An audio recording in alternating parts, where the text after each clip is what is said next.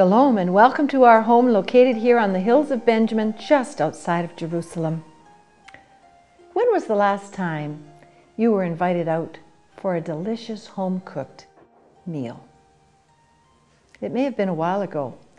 Over 10 years ago, when we were visiting across America, in a whole summer, we were invited into a home 3 times. Today, the dining room table is usually a place that collects the newspapers and the vases of flowers. What's happened to our home? What's happened to the good old-fashioned supper time? When Dad and Mom gathered after a hard day's work and the kids were all washed and scrubbed and sat around the table, and we shared what we had, whether it was little or plenty, but we shared with one another. We looked in each other's faces. Maybe we joked and teased a little bit. Mom's cooking was always good, always good. We never felt a lack. But it was a time where we learned manners. It's a time when we grappled with some of our problems and troubles. It's a time when we heard our parents telling us of their experiences when they were kids. Of course, it was always harder than when we were kids. I guess we do the same to our own today. But it was a place of fellowship. It was a place to communicate. It was a place to be.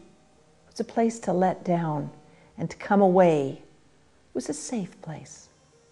You know, in the Jewish home, the table is considered an altar because it is a place of communication.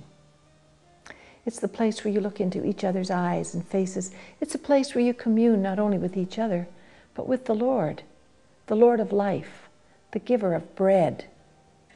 How good is that? We love it.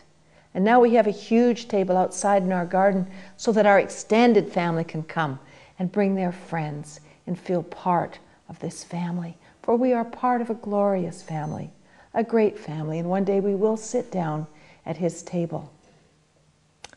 Or when we look at our tables in our homes that are unused, do we have bitter memories?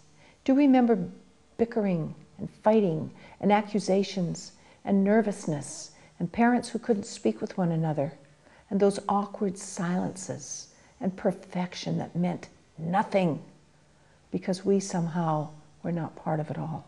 I hope that's not your case. But you probably have a table in your home, and it is a marvelous thing to use to bless the entire family. Sure, it's work to prepare a meal, but let everyone help, and it'll become a happening. We love it. And we try to do it often in hours, although we too are busy, like you are. King David gives us an excellent example of how to use his table.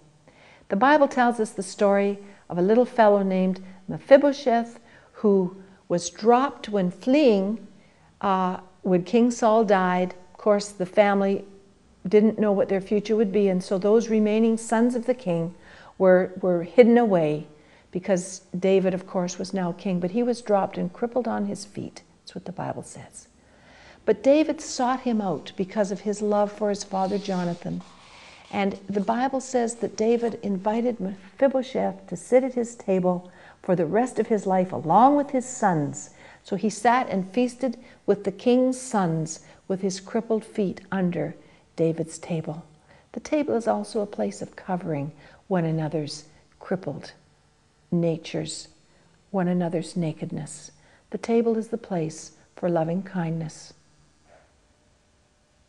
I'd like you to come and eat at my table sometime. If you'd like to be in touch, contact me, hisstillsmallvoice.com.